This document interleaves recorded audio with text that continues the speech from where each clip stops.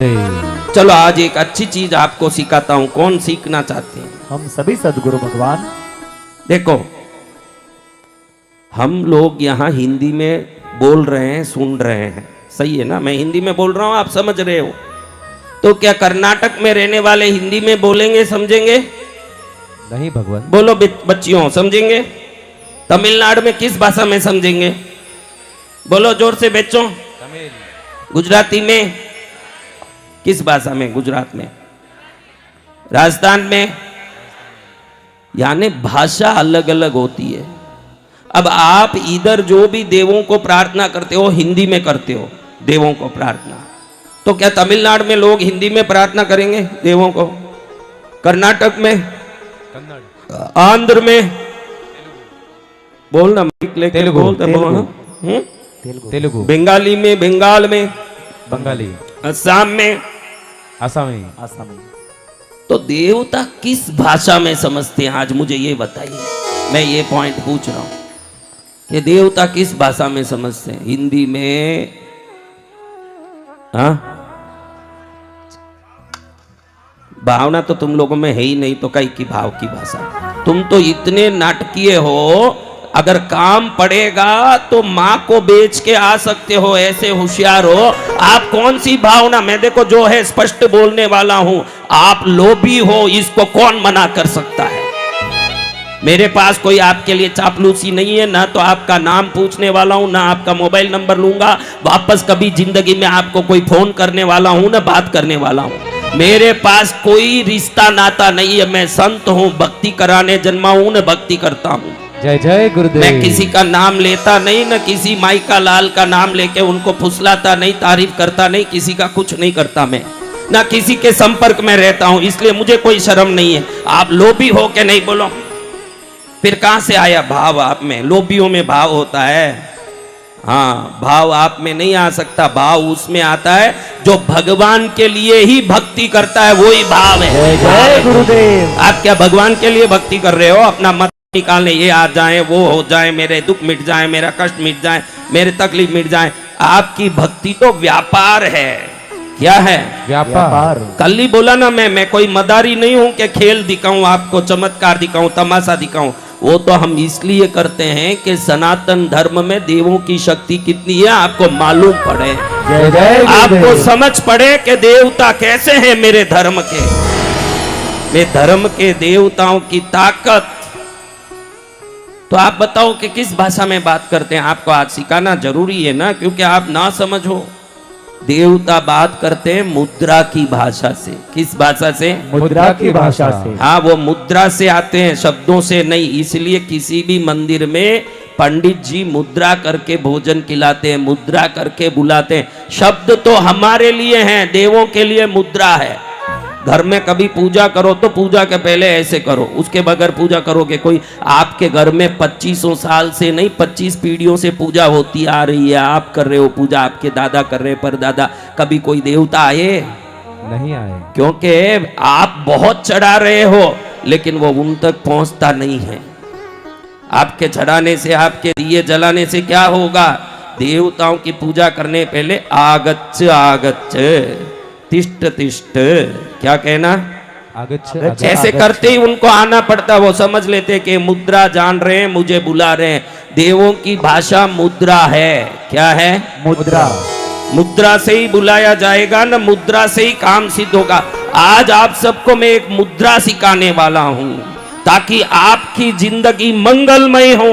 जय जय गुरुदेव। कौन कौन मेरे से मुद्रा लेगा? हम सभी सदगुरु भगवान। कौन कौन गुरु दीक्षा ले रहे हैं? गुरु दीक्षा वालों को गुरु दीक्षा भी दूंगा, मुद्रा सबको दूंगा आज।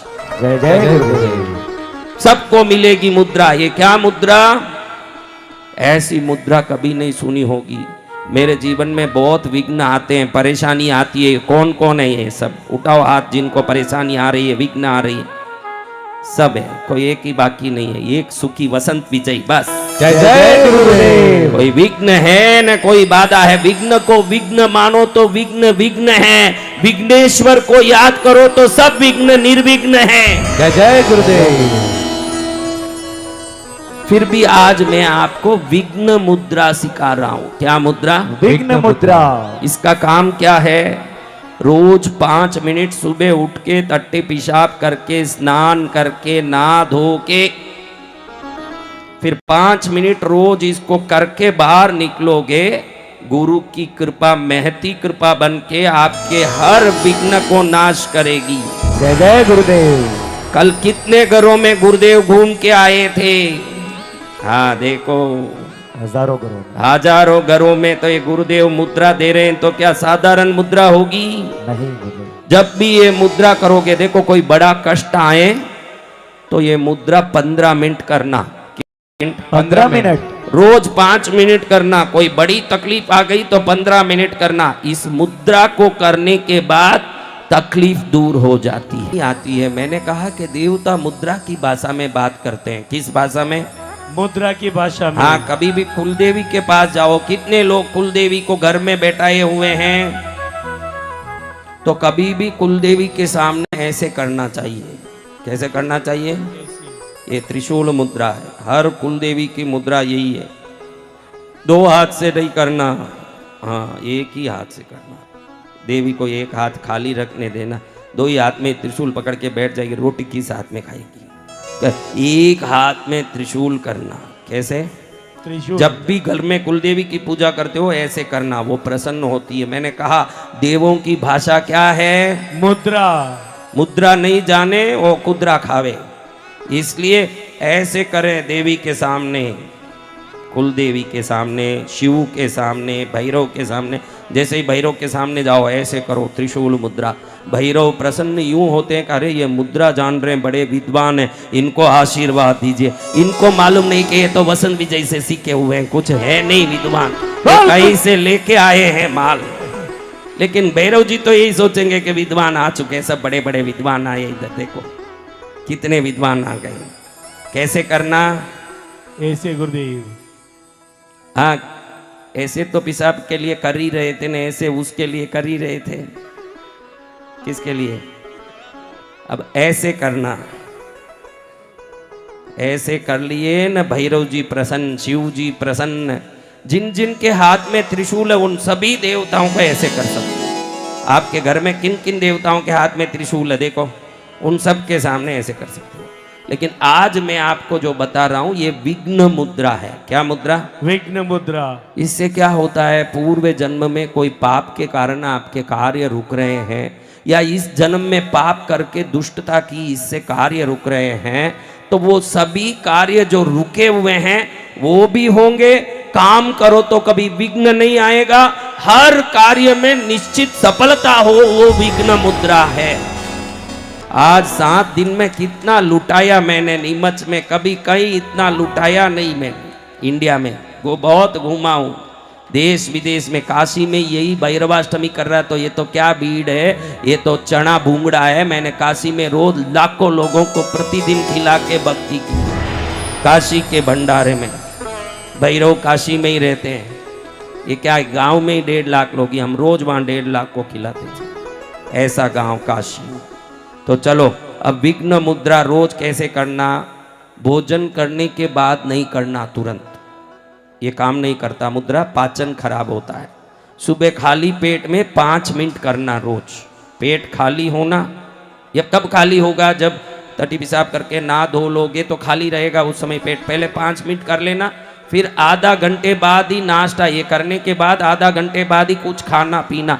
ये करते ही खाना नहीं और करने के पहले खाए हुए भी नहीं रहना, खाली पेट ही ये करना। समझ गए ना कैसे करना? देखो बहुत सरल है, आपको बताता हूँ। मुट्ठी बांधो, बीच की उंगली उठा दो बस, और इसको यहां रख दो। ये उंगली को अंगूठी वाली उंगली पर रखो, अंगूठे को, अंगूठा जो है ना उसको, अंगूठी किस उंगली में पहनते हो उस उंगली पर ऐसे हाथ रखो, रिंग फिंगर, और इस हाथ को उंगली को नीचे कर दो। अगर ऐसे करोगे तो सभी विघ्न नीचे उतर के धरती में चले जाएंगे। रोज 5 मिनट। शास्त्रों में विघ्न निवारण के लिए बताया हुआ दुर्लभ मुद्रा है ये मुद्रा जिसने किया वो सदा के लिए निर्विघ्न सर्व कार्यों को सिद्ध करता है। किया। जी गुरुदेव। विघ्न मुद्रा, क्या मुद्रा? विघ्न मुद्रा। आज आप सबको मैं विघ्न मुद्रा का दीक्षा दे रहा हूं। बोल सदगुरु भगवान फ्री में की। सब हर चीज फ्री। लो, क्या मुद्रा है? विघ्न मुद्रा। इसी मुद्रा को ऐसे कर दो तो वो दंत मुद्रा, इसी से विघ्न मुद्रा। दंत यानी गणेश जी की, गणेश जी का दांत, ये दंत मुद्रा है, ये विघ्न मुद्रा। हाथ नीचे करना ऐसे 5 मिनट, ऐसे बैठ के या खड़े खड़े हाथ नीचे छोड़ दें अच्छे से, और ऐसे खड़े तो हाथ नहीं दुखता है और नीचे रहता है हाथ। आप 7 दिन में देख सकते हो कि आपका कोई भी रुका हुआ काम है वो स्टार्ट हो जाता है, अपने आप दौड़ने लगता है वो काम। ये मुद्रा है विघ्न मुद्रा।